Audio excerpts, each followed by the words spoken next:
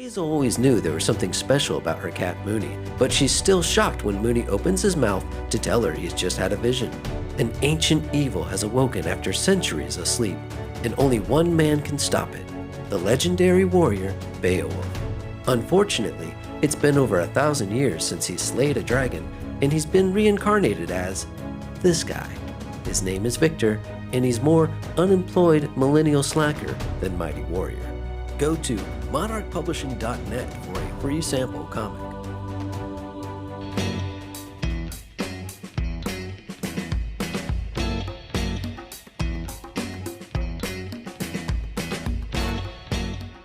Monster Maker, the legendary Richard Corbin, really famous artist from mostly the 60s and 70s. He passed away 2 or 3 months ago, but he was still working right up till the time he died, which is pretty cool. And the stuff he was doing didn't feel like vanity projects. He was still relevant. I have to say it was a hell of a story because it really kind of touches on some very realistic themes of what's going on. It's Batman fighting kids, which kids who are very bloodthirsty. Again, this probably would have been considered too disturbing to be in the monthly Batman comic book. Not that it's that much more violent than other Batman comic books, but the fact that all the violence is done by and to children is pretty disturbing. Well, I mean, it's basically referring to the fact that these young kids get pulled into gangs and eventually they grow up to be, considered monsters by the public. And I thought it was an interesting way to talk about it. And the art is amazing. Very real, very, very realistic. Next one is Dead Boy's Eyes. A less mainstream artist. Some of the art in this is very chaotic and loose. I would say the drawings are loose. And the font as well that is different as well. It's not a typical comic book font. Yeah, I mean, even though I would say this art is less my cup of tea, it's cool that they included it just because it's so different than everything else. Kind of I feel like children are a trigger for him because that's where it all started, and he kind of has to pull himself out of that, and that's kind of what happened here. He was basically talking to himself as he's laying there, and sort of has to pull himself up. So, The Devil's Children.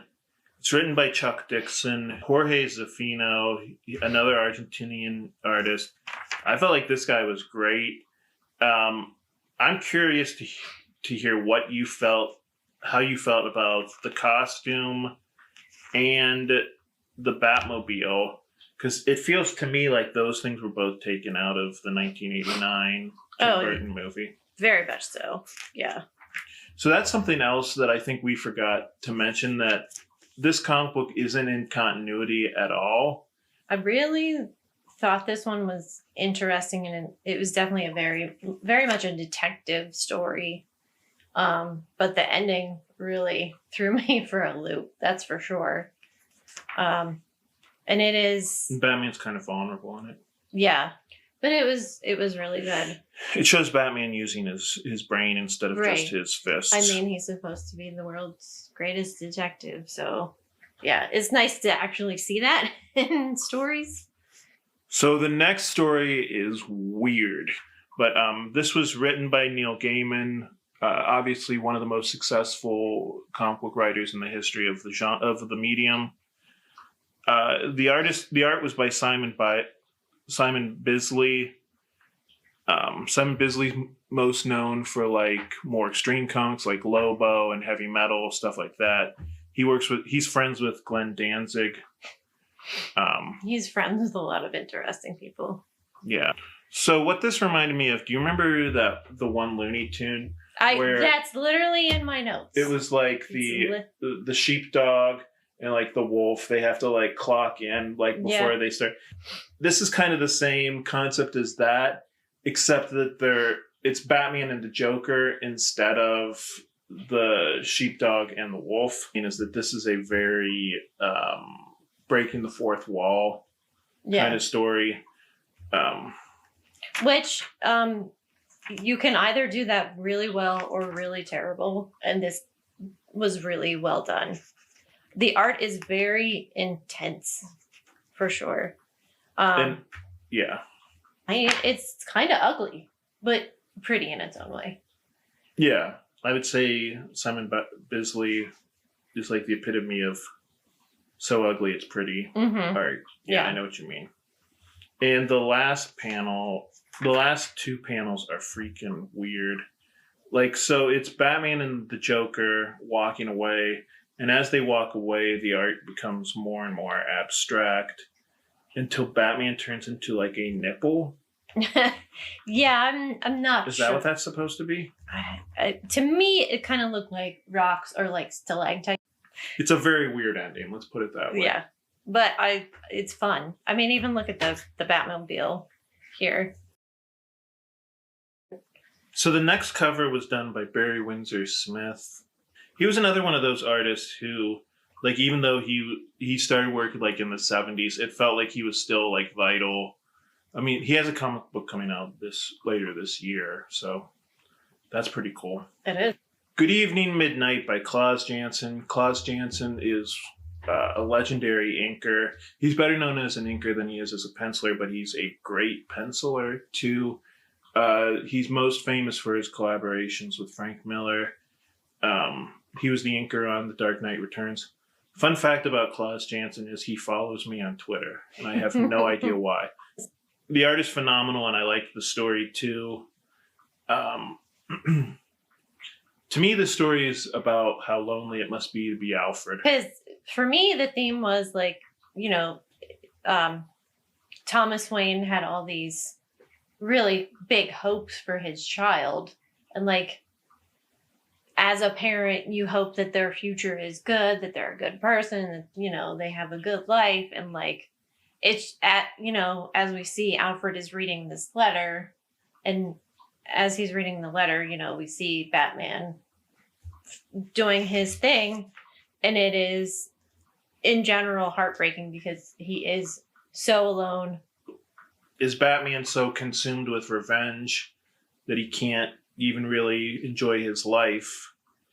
And, is that what his parents would have wanted for him? Right. There is no Batman without Alfred, so... Because he's the one who's always patching him up and, making sure he's alive. It's more of an Alfred story than it is a Batman's. So the next story is In Dreams.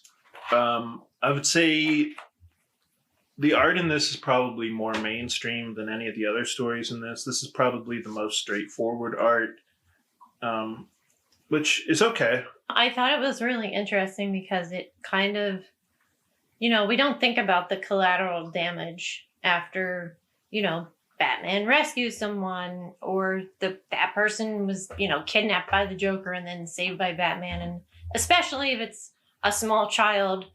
So my big problem with this story is I feel like this story is out of character for Batman. I don't picture Batman like going to this woman's house and handing her a baby doll. I'm going to disagree with you. Sorry. But I feel like there's a good bit of episodes on Batman the Animated Series that do speak to this. Yeah, I mean, I don't know. Maybe because that was aimed for kids, I'm willing to give that more of a pass. But yeah, you might be right. Thanks. Well, and I think it also shows how versatile of a character Batman is. Like, this is more of a heartwarming, like more like family-friendly kind of story. And then there are other stories where little kids are shooting each other. Right. Yeah.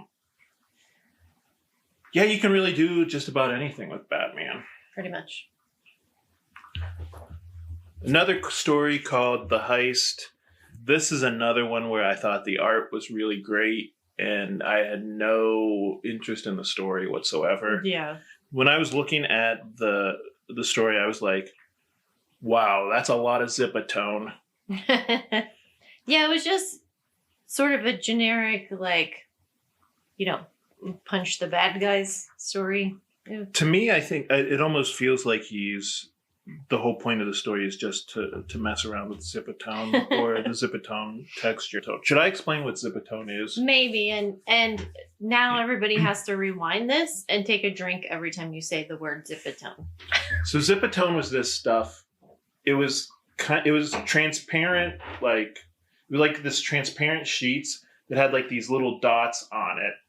And you had to like cut it out with an X-Acto knife and then glue it onto the page. And it was a lot of work. I think the glue that you used was maybe toxic. It was, Jeez. I don't think they make it anymore, but now everybody just, it's one of those things that like back in the old days, it took so much work and so much time and so much skill. And now you can just do it in Photoshop in like 3 seconds. Yeah, I mean, very neat looking, but again, the story didn't do much for me.